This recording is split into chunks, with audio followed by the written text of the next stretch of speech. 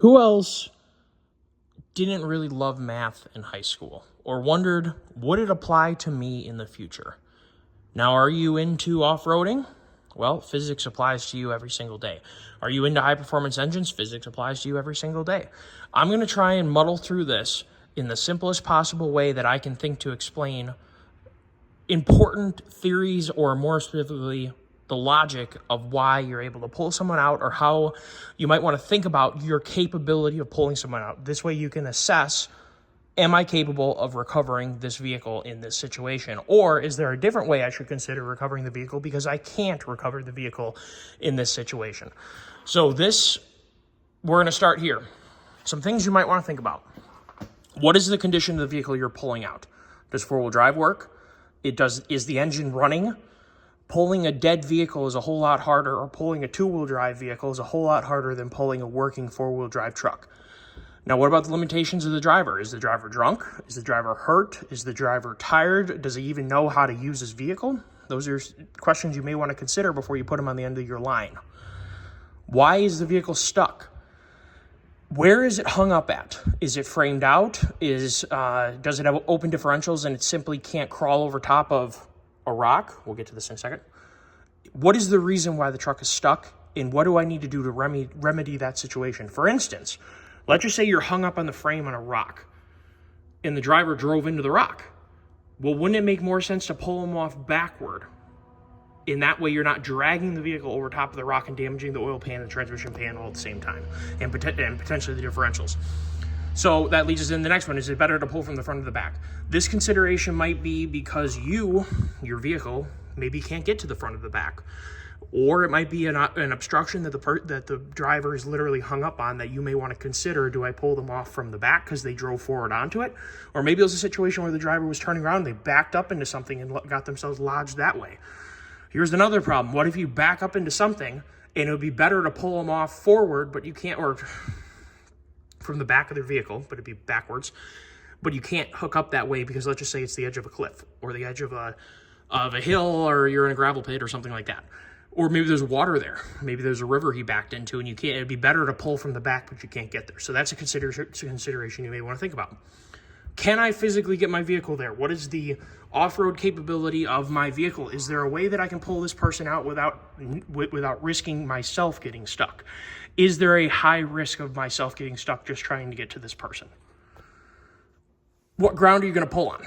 We're going to get to drag factor in a second, but what traction you have is going to dictate how hard you can pull. Because in theory, you can't change the weight of your vehicle. Maybe you could call 10 of your friends to come stand in your bed and increase the weight of your vehicle. It's an option. But you're probably not going to increase the weight of your vehicle by double, which may be what you need to have on certain situations. So you may want to try pulling from a different direction so that you can have at least the front tires sitting on cement, for instance. And that would increase the drag factor of your front tires. So I want to talk just a second about why do we go to bigger tires, or why does somebody even want bigger tires? Bigger tires allow you to easily roll over top of the same size obstacle. When the distance between the top of the obstacle to the center line of the hub is shorter, as opposed to the force the rock pushes back like this. What we want the rock to do is push back like this and help us go up over top of the obstacle. The bigger the tire you have, yes, there's other downsides. The bigger the tire you have, the easier it is to bridge over top of obstacles. And also, too, in mud, obviously the deeper mud you can go in, you can get your tread deeper down into usually drier material. So the bigger the tire increases the distance from the top of the obstacle to the center line of the hub, and that allows you to roll over top of things, and it decreases the amount of force you need to drive over top of that in that direction. So we're going to talk about something really quick. Static versus dynamic friction. This is relevant to you guys because static friction means you're not spinning your tires. Dynamic friction means effectively you're doing a burnout, you're spinning your tires. Static friction is always greater than dynamic friction. So if you can avoid spinning your tires, you're going to be able to pull a higher drag factor for free without doing anything else over spinning your tires. So if you're in a pull-off and you spin first, you're probably going to lose.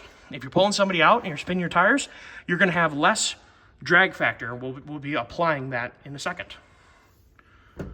Here's where the problem lies. You need to clean your tires. Traction control is one thing that I really hate, and I've talked about that on this channel before. I hate traction control because it limits your ability to clean your tires.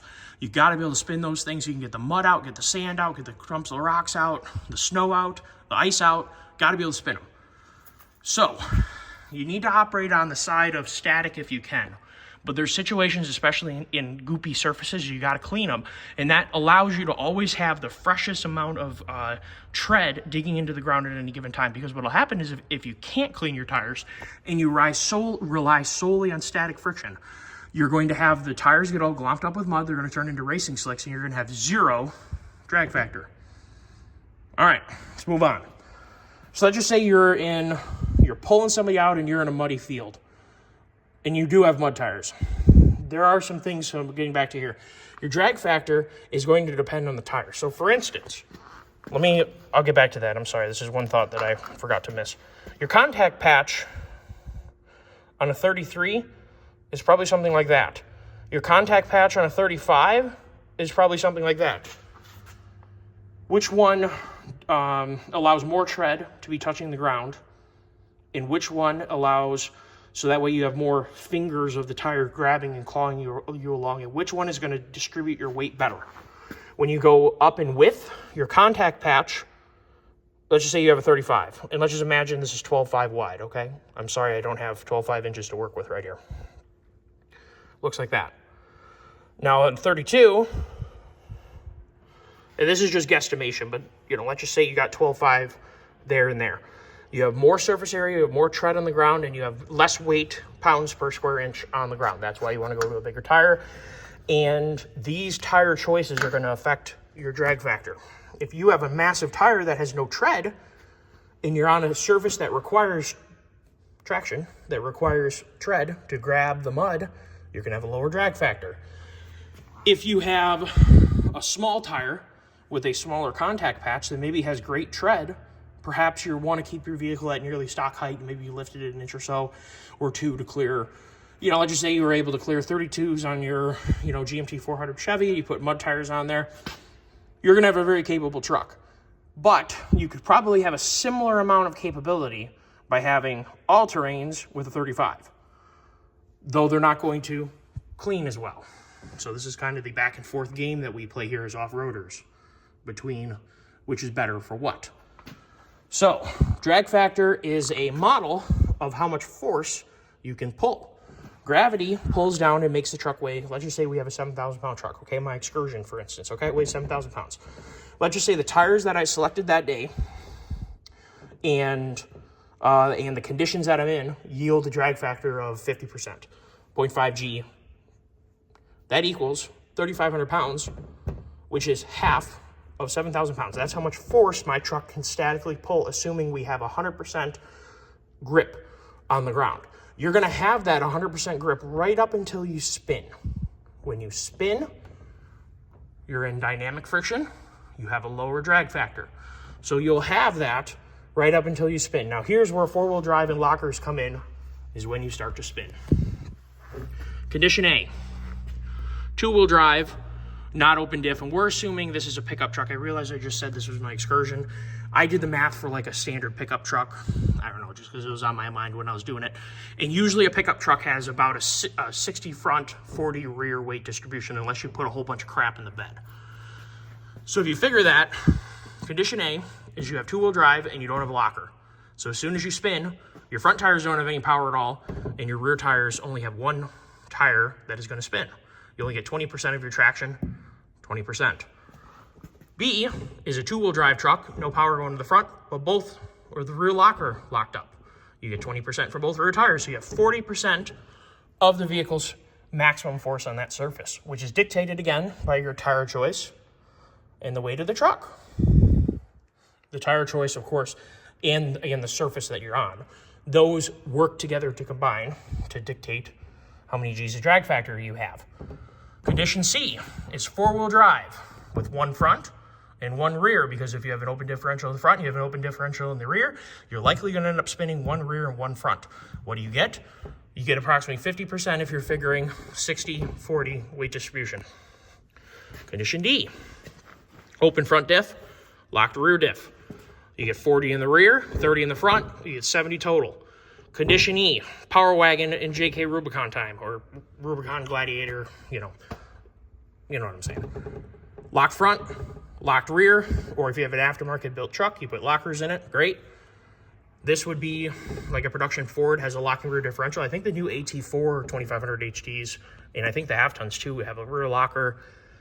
Does the Ford Raptor have a rear locker? I think they do. I think the Ford Raptor does have a rear locker and it's had it a long time. So this would be your production truck that has a rear locker.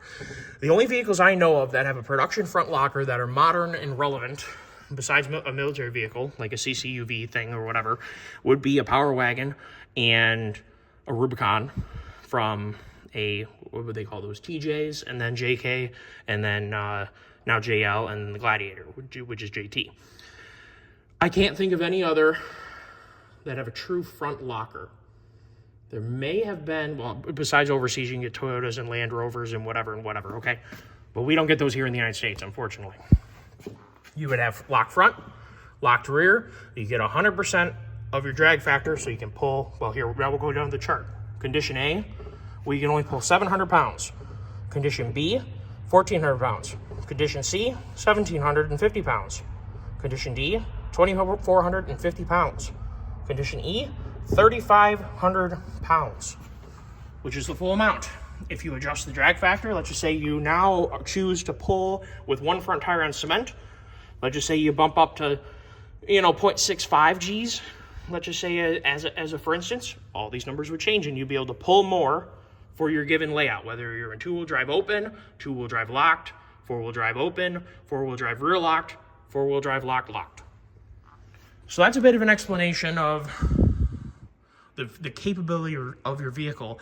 And if you want, the simple measure of reality of how your vehicle is going to work. So now we're going to talk about the tools or the things you might need to pull somebody out when you don't have a winch. We're not going to talk about winching right now because that's a whole nother topic. Now with winching, you can hold your brakes on.